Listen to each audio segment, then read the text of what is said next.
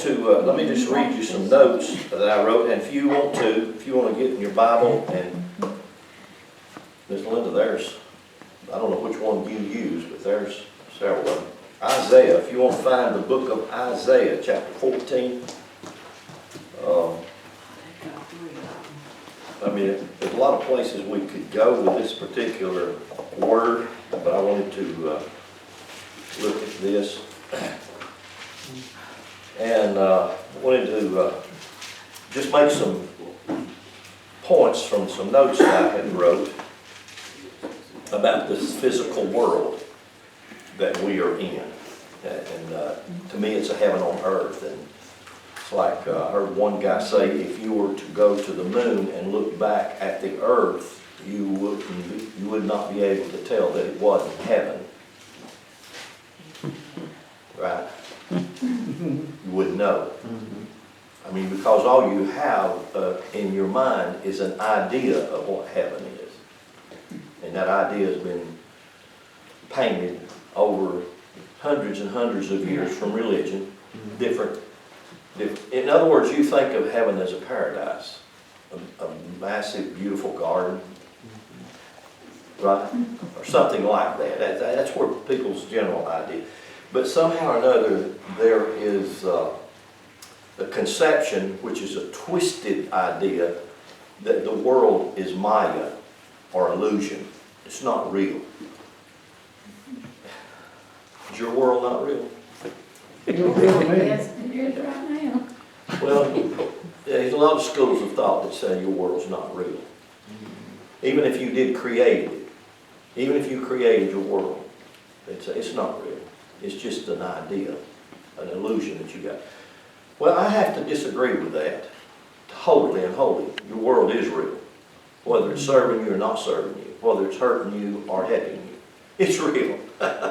This world is real. Matter of fact, this is the manifestation of that which is real, which they have it just backwards. They're trying to say, no, it's the spirit world that's real. So if you want to go into the real world, you go into the spirit world. In the spirit world, there's nothing or no/thing.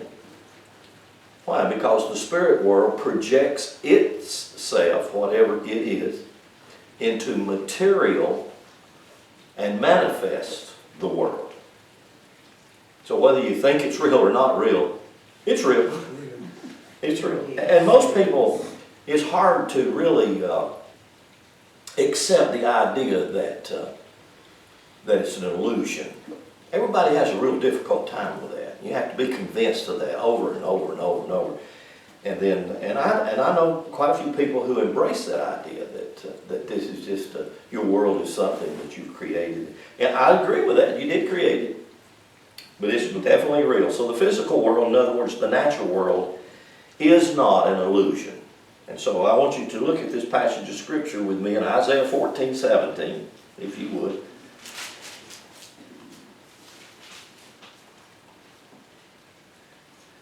That made the world as a wilderness. Notice that made the world. Now, if I'm backing up, what would you think, or who would you think that's talking about that made the world? God. Absolutely. God made the world. And there's so many places in Scripture that we could go to, and I could show you that. But that word world, and there are a lot of different words for world. Like when you go into the Greek New Testament, and it talks about you are not of this world, and there are different words that they use, and then the translators into the English, they don't take the different words and translate the thoughts of what was being said. They just use the same word. They'll just use the word world. You're not of the world. And you say, oh, okay, then I'm not of the world. Then what am I of? You're of the world. Oh, no, the Bible says you're not of the world. It says you're not of an age. It's referring to ages because they understood things and used different words. Cosmos for the word world, aeon for the word world. So do those two words sound like the same thing, like world? No, they're not.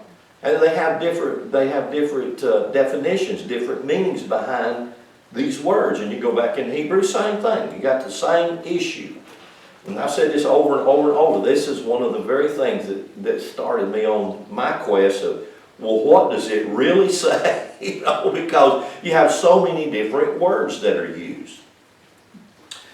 So, for instance, this word, verse 17, it made the world as a wilderness, and destroyed the cities thereof, that opened not the house of his prisoners. Well, that word world is the Hebrew word tabal, and it actually means the earth. So, now if I didn't say the world, if I said the earth is not an illusion, is that any different? Yeah. You know the earth is real. I think. Some people know, some people don't know, but they do know. If they listen to their heart, they do know that the earth is real. You know, especially if you ever plant a garden, you dig in the earth and you dig in the dirt and you realize, wow, it is real. Yeah, it's real. And so that, now wait a minute, if this word right here, tabal, means the earth, so that's what he's talking about. He made the earth a wilderness. And actually the wilderness, the word wilderness, when you hear that word wilderness, what do you think of? Do you think of like just go out here in the woods and there's just everything, briars and thistles and I mean, it's just everything. Actually, a better word for it would be, it's not ordered. There's no order in it. Why? It's just everywhere. It's just splattered everywhere and grows that way. Grows good that way, as a matter of fact. And so the word wilderness, whereas if you plant a garden and you grow a garden, that garden's ordered. Has organization about it. Or I would think most of you would know that you don't just take your okra seed and your corn seed and your tomato seeds and your squash seeds and just sling them out there. Do y'all do it that way? It don't work. It won't work that way. You have to order it. And so a garden is ordered. So if you are in a garden of Eden, you are in a place of order. Whereas if you were in a wilderness of Eden, you would be in a place where it's just chaotic growth. And there's nothing wrong with that. So, if this word world means the earth, then when we get to Genesis 1:1, in the beginning God created the heaven and the earth, and that word earth is eretz, then what does eretz mean if this word tabal means the earth?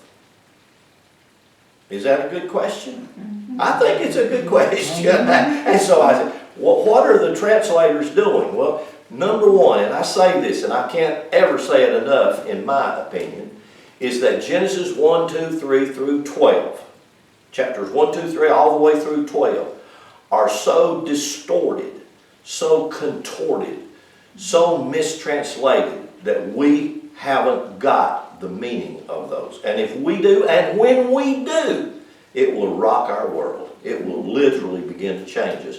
Because that word earth in Genesis 1:1 is eretz, and it doesn't mean the globe.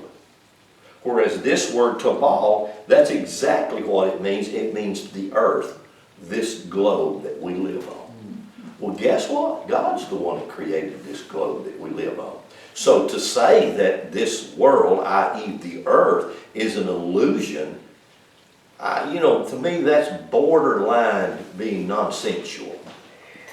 It's just because you can't, I see why, and a lot of people do get carried away by certain teachings, and I've been guilty of doing the same thing myself.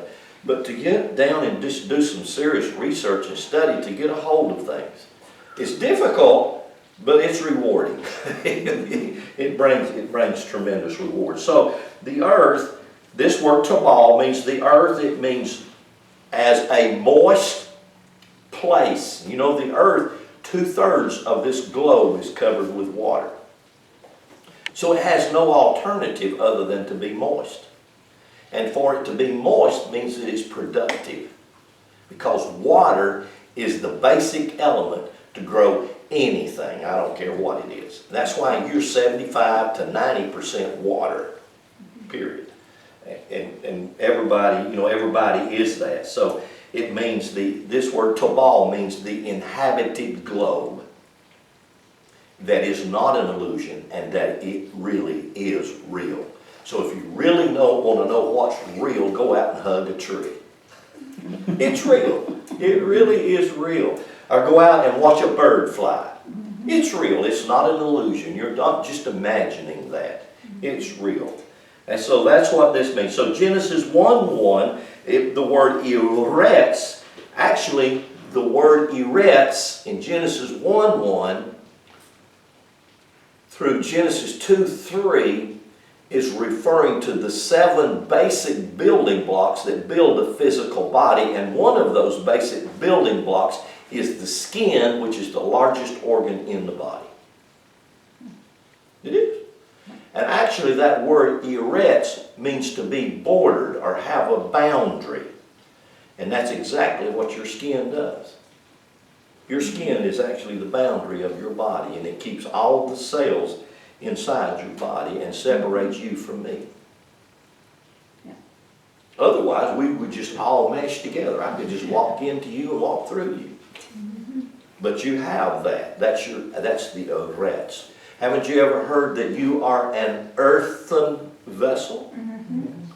Why? Because you have skin. The skin gives you a boundary, gives you a border. But the thing about boundaries and the thing about a boundary or a border is most people want to go across them. Especially if there's something better on the other side. Right?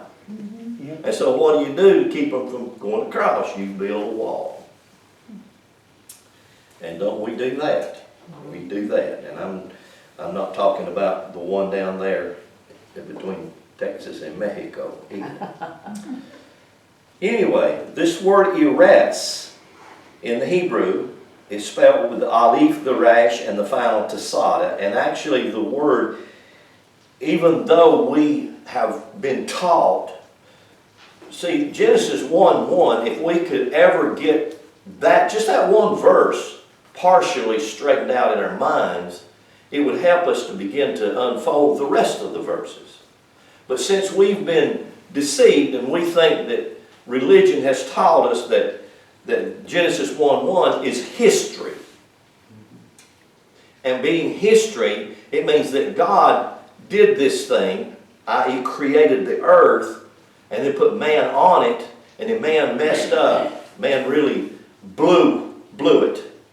And since man blew it, then God decided to destroy it. And since God destroyed it, and he tried to start all over, the starting all over guy wasn't much better than the one he destroyed guy. Right? That's right. And then he had to do it again, and again, and again. Right? And we all have believed that. And none of the stories really mean that. And that's one of the real issues. That's one of the things that I try to just drive at over and over and over. So Genesis 1, 2, and 3 especially is the design, the pattern of the building block of God's house, God's home, where God desires to live and does live, which is you. So wherever God is, you is. Yeah. Right. And can't be any other way. That's right. So where you is, God is. And that's how God designed it. That's how God built it. And as we begin to get that picture, we begin to really see, I am really the temple, the house, the building, the home, where God moved in. God built it and God moved into it. And that's the truth. Even though we're taught to think and believe something different. So the physical world is a created place, and it's created for a purpose. And I want you to get this. This purpose that it's created for is for your and my experience. And in our experiences are given to us as training tools. And the way that we are trained by the experiences is we pay attention to the experience. And how we do that is we become attentive to what's happening. And these things I'm saying, we're not. Most of us aren't paying attention. Most of us aren't attentive. We're not being aware. It's just like I was teasing, I kind of talking about Tony, and I'm guilty. I'm definitely guilty. So I'm not pointing my finger at anybody. When I have something going on in my body and I just ignore it, I'm not paying attention to it. See, my body is miraculous. Your body's miraculous. Your body is designed to be the most phenomenal machine ever been built. There's nothing compared to it. Your body is a chemistry factory that's beyond any kind of chemistry factory that's out there. There's not any chemical that they can create that your body can't create it itself. I don't care what it is. I don't care if they, like DMT, you know, a lot of times people want to go to South America and take an ayahuasca trip so they can have DMT. Your body produces DMT. When you're first born, the initial startup of you is your body is flooded with that chemical of DMT, which is a drug that puts you in a hyperstate. And when you're about to pass, and you're about to move from this dimension into the next dimension, in other words, you're ready to lay this body down to come back and pick up another one, your body again is flooded with DMT. But you can produce that in your body if you know how. If you know how to open your pineal gland, if we know how to tap into these 7 glands that build this phenomenal body we've got, if we can learn how to do that, we don't need to fear anything out there because God created us to be above it, not below it. Walk on it. When you walk on the water, we were talking about the water is the vessel. So when you read typologies of somebody walking on the water, it just simply means they are being above the water vessel called their physical body. They're in control of it.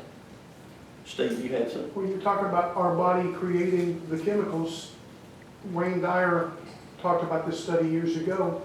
Serotonin, it's a chemical your body produces to make you feel better.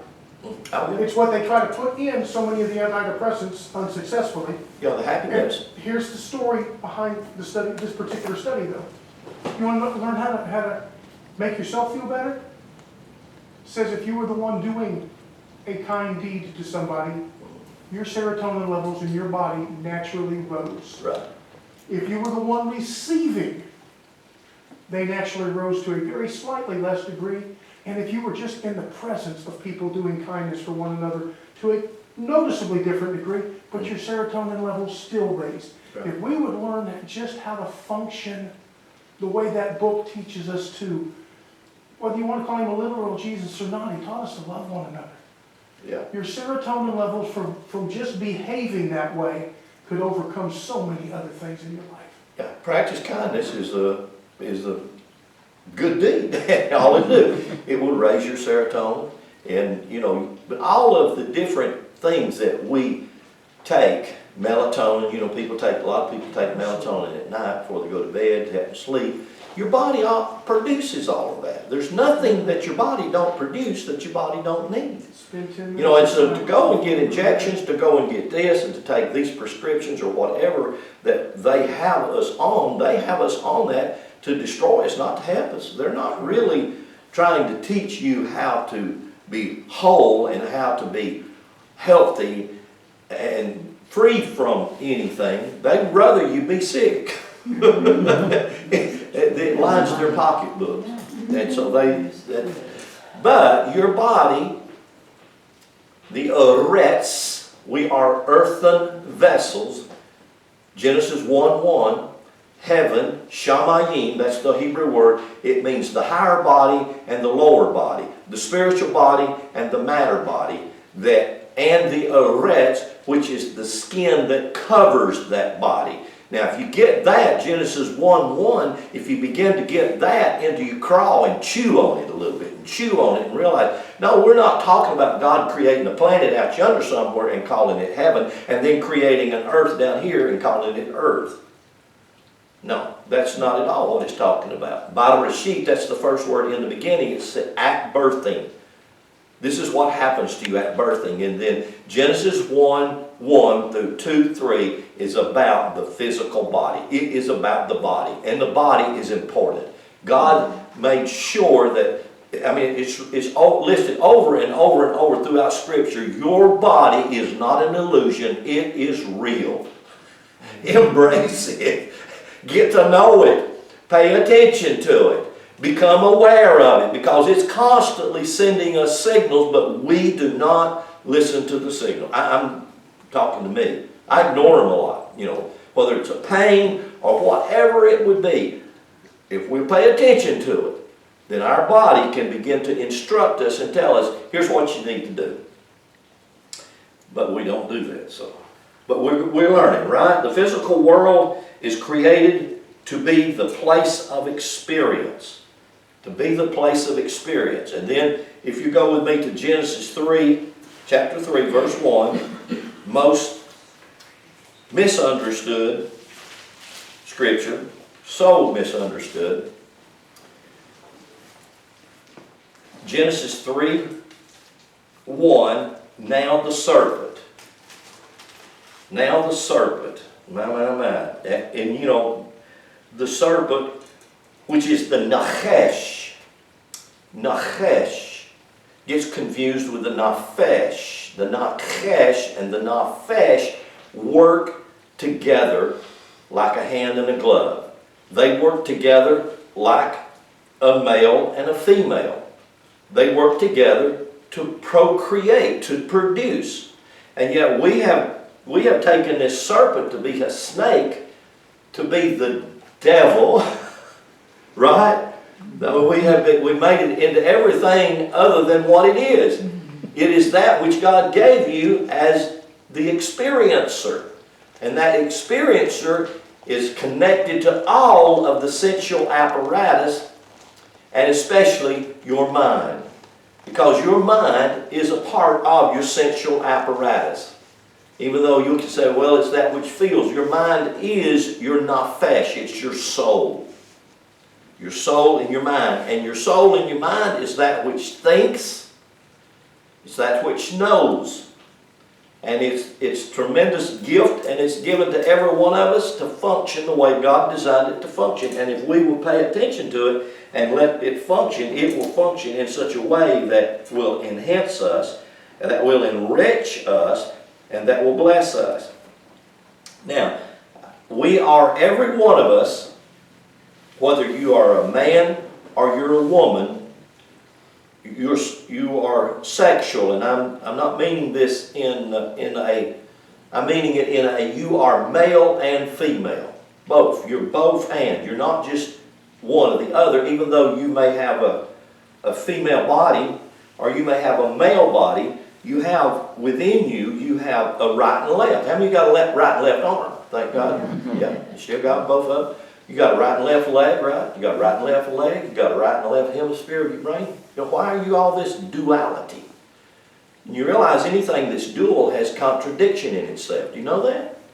You can't not have it because you have a positive and negative. You have opposite poles. So why do you have these opposite poles? You have these opposite poles because God created you that way, and that's why I left this on the board. These opposite poles of positive and negative are the only things. It's the pull and the push. It's the pull and the push that keeps you alive in this dimension called time. Time is real, folks. And yet sometimes we get, and I am a promoter of Eckhart Tolle and his books and his writings and his material, The Power of Now. Tremendous book. I highly recommend it. But I understand that to live in the now does not mean that I excuse my past. If I excuse my past and say I don't have a past, then I'm trying to dismantle myself of my memory, and that's the worst thing in the world I can do. If you want to get rid of your memory, pray to God give you Alzheimer's. That'll help you get rid of it. But I don't think any of you are praying for God give me Alzheimer's, or I pray to God you're not. It's the most horrible disease you ever run into. But your memory serves you. Or haunts you. and only you can choose which one you're going to let it do. But you can choose. Because you see, if you have things in your past that didn't serve you, then they were experiences that will teach you. Yeah. But you have got to come to that place to where you become a student and you become aware of the things that you do or didn't do or that happened or shouldn't have happened. You have to become aware of them and pay attention to them because they're all learning experiences. Talking to me. There are times, and so if you don't want to get rid of them, memories serve you. Or you just want to keep your good memories. The bad ones, tuck them away somewhere, put them somewhere. Well, they're there, right? They're there, and if we will own them, if we will begin to realize they were there for a tremendous learning experience, I can go back and I can say, okay, was I paying attention or was I ignoring? And talk to yourself. Pay attention. Just give yourself a little talking to. Or big talking to. Or whatever you need to do. Because you don't want to get rid of your past. It's a part of the tick-tock. It's just a part of that. Here you have to have the tick-tock. That's time. Time is now. Yes. But time is also yesterday. I have a yesterday. I have a tomorrow. And I can use the yesterday and the tomorrow for my greater good. By paying attention, by becoming aware. One word that's always used, and I'm guilty as anybody of it, if I would just wake up. And the fact of the matter is, that's not what my issue is. I may act like I'm asleep, but if I got my eyes open, I'm awake. I was asleep last night. Now, that really was. And may have had dreams. I'm not sure. I don't remember. Could have. But right now, I'm awake. But I may not be aware. And if I'm not aware and paying attention to what's happening, because everything's happening right now, right? That's the power of now. It's happening now, but I need to be paying attention to it. I need to become aware of it. Not awake. We have this idea because God put Adam to sleep that everybody's still asleep. I know certain people that still teach that. I know some people that still hold on to that because God put Adam in a deep sleep. And that's a shame they translated it that way. Actually it says God put Adam, or talking about humanity, deeply in his or her humanity. So we're planted deep in this fleshly apparatus. Not because it's something bad, but because it's something great. The physical body is great, it's real, it's not an illusion. And God loves it. God created the thing to be that way. So, the body, the physical world is created, it's a created place for experience. And that's what the word serpent means. It's the energy that's attached to the male and female brain, the right and left. That's the sexual part, the male and the female. And the male and the female brain always has to copulate. It always has to integrate. It always has to be in sexual motion. That's not vulgar, that's not bad. It always has to be in that motion. That's creation, that's creative. That's how you take your past, your memory, and your vision, your future, and you co-create them together. You can co-create your world by doing that and by being a part of that. That's Genesis chapter 2. That's your soul. So you have to take all of these things, your body, your soul, your experiences, your nachesh and your nafesh, you've got to take all and merge them, marry them. And it's just exactly like it says right there in Genesis 2:24. Let them become one flesh. And that's talking about you, the sexual part of you, becoming one flesh, becoming merged and married together. So, the physical world is a created place to experience the ups and the downs, the pains, the bliss, the happy, the sad. Right? You get to experience all of it. It's there. All of these experiences are bound to the earth and to the natural realm. These are a part of this realm. It's not bad. Yet it can be hell on earth. It can, if I make it that, or it can be heaven on earth. if I make it that. And I'm the one that makes the choice. So the teachers that are given to me are the experiences that happen to me. They're not bad. They're just experiences. They're for my greater good. They're for my growth. So the pain can be physical,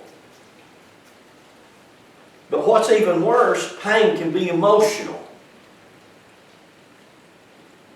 The emotional pains usually run much deeper than the physical pain, because generally most people don't have a high physical pain tolerance. Most people don't. Some people do. Most people don't have a high physical pain tolerance. They'd rather take a pill or eat anything. Oh God, it hurts. So I mesmerize myself so that don't hurt. I remember when my mom was having a lot of issues, and she was in the hospital. She'd been up here at Hamilton Medical Hospital for 7 days. She'd been in the hospital for 7 days. And they would put her out on the floor one day, and I'd go up the next day, and she was back in intensive care. Put her out on the floor the next day, go back up next, she's back in intensive care. And so finally, on the 7th day, I went up there, it was on Thursday morning, early in the morning. I went up there so I could catch all of her doctors, her heart doctor, her medical doctor, her other doctor. I would catch them all. And I did. And I said, okay, what's going on? What do you think's happening? Mom's back in intensive care. And one doctor, the medical doctor, said, well, I think it could be this, and we're working with her. I've increased her pain med because her legs, her knees are just excruciating pain. And then her heart doctor says, yeah, and we're trying to check this about her heart. I said, you know, if y'all was to stand back and listen to yourself the way I'm listening to you, it sounds like y'all don't have a clue what's wrong with my mom. They kind of stood there. I said, so I'm going to tell you what we're going to do. Because I was in charge of her, I was her executor of the will, so I was in charge of her health, her care. I said, we're going to move her out of this hospital today. I'm talking like right now. And we're going to move her in Memorial in Chattanooga. It's a good hospital. Or we're going to move her to Emory in Atlanta. And either y'all can go in there and make the arrangements, or I'm just going to get Mother and I'm going to take her out of here. And so they said, okay, well, we'll do that. So they called, Memorial couldn't take her, period. Emory said, get her down here right now. Yes, we'll take her. So we made arrangements, put her in an ambulance, and took her to Emory in Atlanta. This happened all in the morning. By noon, I had her situated down there, and they had already had a team of doctors together, took her straight in, and within 3 hours, they come out and they said, here's exactly what's wrong with your mom. In 3 hours. I'd been in Hamilton Memorial for 7 days, and all they're trying to do is give her more meds. Give her pain medicine. Give her this, that. But down here, they said her heart, one side of her heart is like wet tissue. Every time her heart pulses, that side just kind of pushes out. And they said if it continues like this, then her heart will literally burst and she will be gone. And so I said, okay, what do we do? This was on Thursday afternoon, late in the afternoon, around 5 o'clock when they finally got back with me. I said, what are we going to do? And they said, well, she's so weak right now, we don't want to do surgery, but we've got to go in and do open heart surgery. And we would like to strengthen her. So they were going to take the next 5 days and use that to try to build her up physically a little bit more where she could withstand open heart surgery. Well, that was the plan. This was Thursday evening. Saturday afternoon, her heart busted. Didn't make it until Tuesday. It busted. Well, they already had the team of doctors together. They took her in, and my mama went into a coma on life support for 20 days. And we were getting ready to take her off life support and let her go. And she woke up. Woke right up. But they did do the open heart surgery and put her heart in a glove that was made out of like stainless steel. She had a picture of it because she kept her heart, wore that glove the rest of her days, and she lived another 10, 12 years after that. And so she woke up after 20 days. She just literally woke up when we were getting ready to unplug her, and then she got better and better and better. So I don't really know why I told you all that story but the experiences that you have, the experiences that are given to us are experiences to teach us and train us that our physical body is a miraculous machine that's created to take care of itself if we know how to pay attention to it, if we know how to watch it and listen to it. So we are put in this realm of time. This realm of time has both past and future. Time don't work without it. I mean, if time stopped right now, in other words, if the sun stopped in its tracks and the earth quit turning, what would happen to y'all? You just all of a sudden freeze to death. You just wouldn't be. I mean, you just wouldn't be. And so to try to make an illusion out of this beautiful dimension is to really miss the whole meaning of this beautiful dimension. So the energy that I'm referring to that brought Mother back is an energy that runs from your brain down your spinal column, and in Eastern terminology it's called Kundalini. And that Kundalini is an energy that you can arouse and stir, and if you get that Kundalini energy flowing in your body, then it begins to expand or enlighten you. And you can do that. We can do that ourselves through the experiences that we have in life. I wanted to read you something from, here we go. I want to read you something from this book. Tremendous book if you can get it. And the title of the book is Sex as a Symbol, the Ancient Light in Modern Psychology. And to talk about sex, generally if you talk about Adam and Eve, you're talking about they had sex and that was the fatal sin. That's what most people would say, that was the fatal sin. But yet procreation can't happen without that. And so there's a lot that needs to be said about sexual relationship between men and women. And for me, I'm just really reluctant to try to talk about it the way that I would like to talk about it, because I don't have the vocabulary that I want to have to talk about it in a medical, biological way, anatomical way, so that it don't offend people. Because you go talking about that, everybody they're gonna get on the bandwagon. Oh my God. So let me read this to you. Yet it drives society, period. Sex drives society, period. I don't care who they are.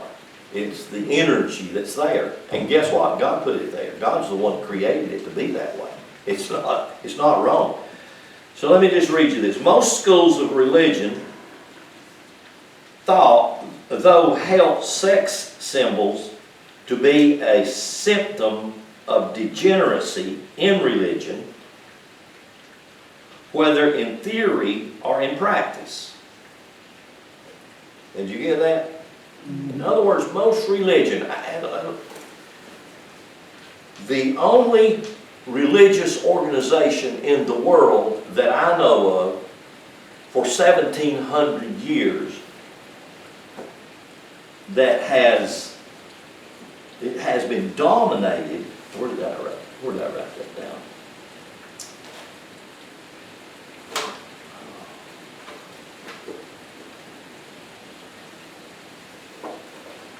Let me see where I wrote this down somewhere. I want to see if I can find it and read it to you.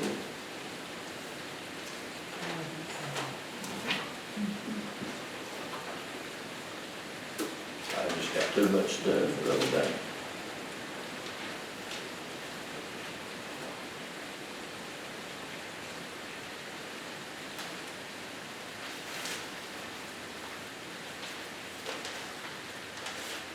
Well, did y'all get one of my pads?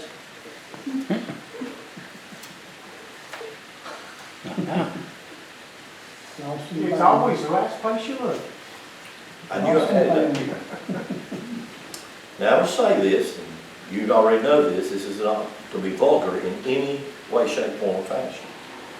Pedophilia, which is a sexual feeling toward children. There is one religious organization that's been filled, literally filled, with pedophilia for 1,700 years. Do y'all have any idea which religious organization that is? The Catholic Church. Huh? Catholic Church. The Catholic Church. Yeah, just say it out loud. The Catholic Church has been filled with pedophilia. What does that mean? That means the priest will take little boys and or nuns. That's why the Catholic Church is the one that built orphanages. Do you know why? So that they could take the babies that the priests got pregnant from the nuns that they had and put them in a home and could take care of them. Because the priests didn't want to claim them to be their father. So in the Catholic Church, one of the things that you have to do to become a priest is to claim what? Celibacy, absolutely. Well, what does that mean? That means I won't touch her, and I'll try my best not to look at her wrong. And if I do. And yet, that one organization, that is the foundation of Christianity. The Catholic Church is the foundation of Christianity. You might think, well, no, it can't be, Brother Lynn. Well, what do you think was protested and started the Protestant movement? Because you may say, well, we're Protestants. In other words, we're not of the Catholic. Everything the Catholic Church taught and preached as a foundation, you believe whether you're Protestant or not. You're a Protestant Catholic and don't know it.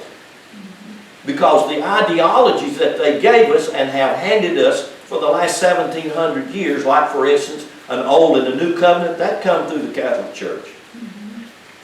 I talked a little bit about that last week. That come through the Catholic Church. That come through the Nicene Council of 326 when they organized this little book, this book that we call the Bible. That's when they organized it. Prior to that, it did not exist. Jesus didn't make a book like this at all. Jesus didn't even come and establish a church. If you want to even take Jesus literal, he never ever did that. The Catholic Church did that. And yet the Catholic Church, to become a priest in it, what did they say? One of the things, one of the requirements is you have to become celibate. You are not created necessarily to be celibate. Jesus addresses that in one issue, and he talks about how rare of an occasion it is, yet if one chooses to be an Enoch, in other words, celibate, he chooses to be that, then that's okay. Let him be that. Or her, let her be that. But you're not made, not created to be that way. You're created to be sexual. We're created to have your right brain and left brain is created to have intercourse. Male and female are created to have intercourse. And if they don't, then there is something lacking in their being. And if it doesn't take place, humanity will cease. Everything in creation is doing it. You know, I use the word thundercat. That's a good word. It sounds strange to the ear that's not familiar with it. But everything in creation is thundercating. Everything. And its design is supposed to be. The pedophilia is very common in the Catholic Church and has really been, for the last 100 or so years, has really been a thing out in the public's eye because it's been being exposed and should be exposed for what it is. But you know why they're trapped in that? They're trapped in that because they have to swear to celibacy. And they're not created for that. And so they're going contrary to the very creation of God in their physical body. They're going contrary to why the body is created to be that way. And so I'm going to read this again. Most schools of religion, though held sexual symbolism to be a symptom of degeneracy in religion, whether in theory or in practice. And so the Catholic Church who helped twist these translations. That's how we got these translations, reducing these stories down to what they are. They told you that the ultimate sin was sex.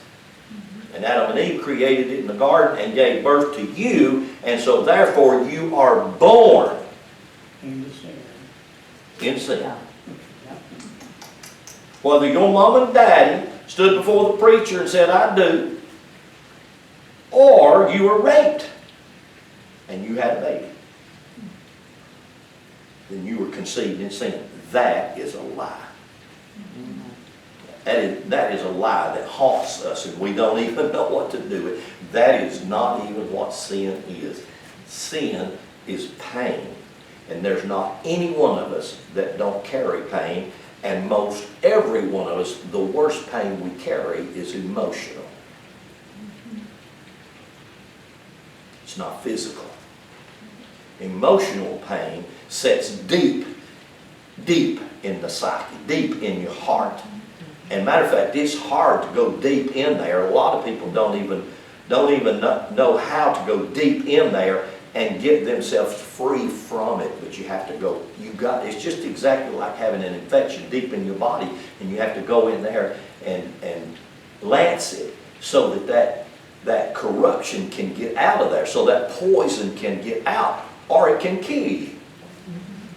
The same thing is true with emotional pain, because emotional pains are the ones that run so deep that we try to live and smile every day, wonderful and fine. Well, why are you so damn mad? Oh, I ain't mad. Well, just touch him in the wrong place and find out.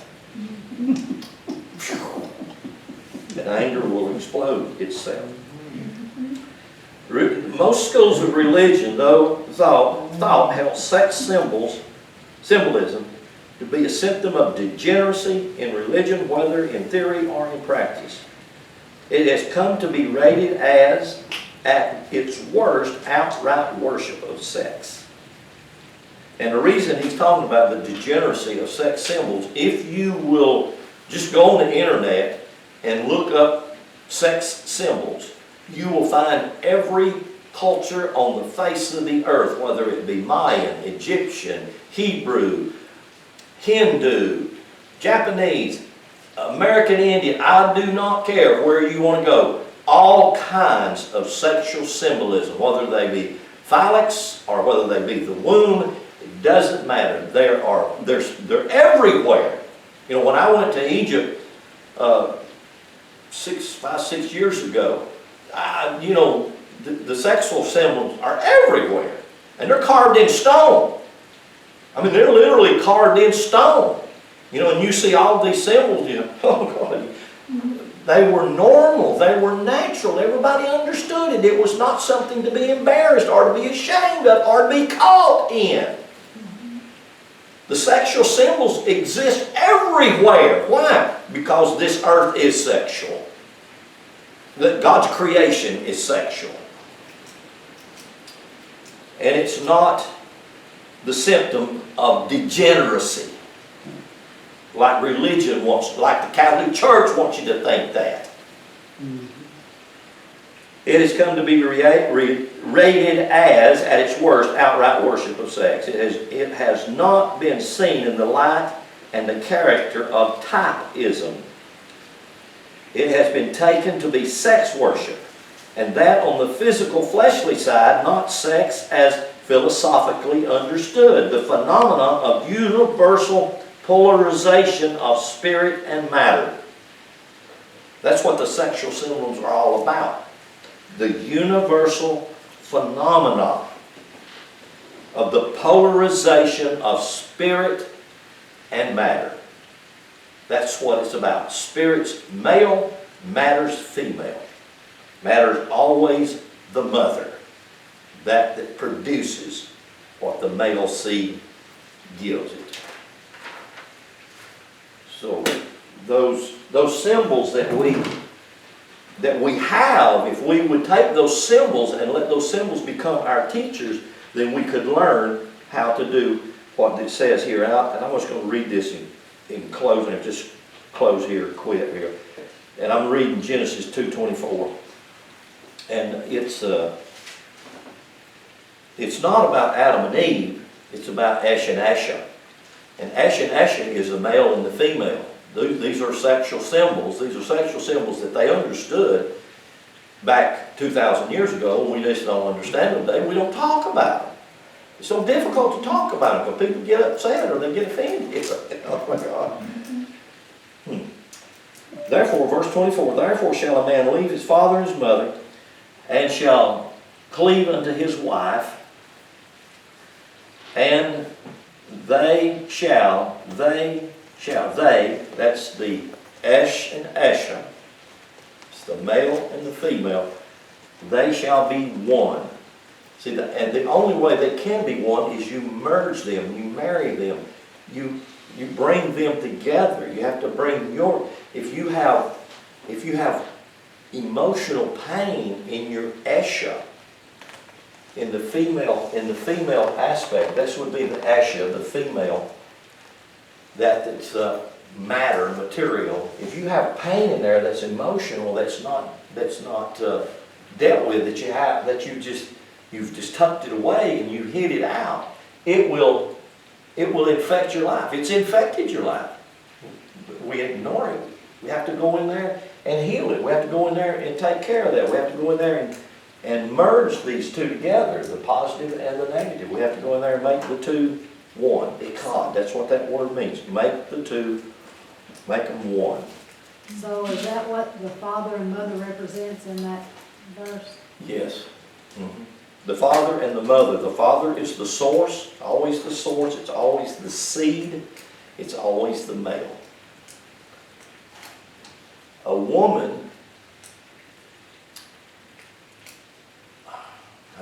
a woman upon climax does not produce a seed. A male upon climax produces a seed. That's the pattern. That's the typology.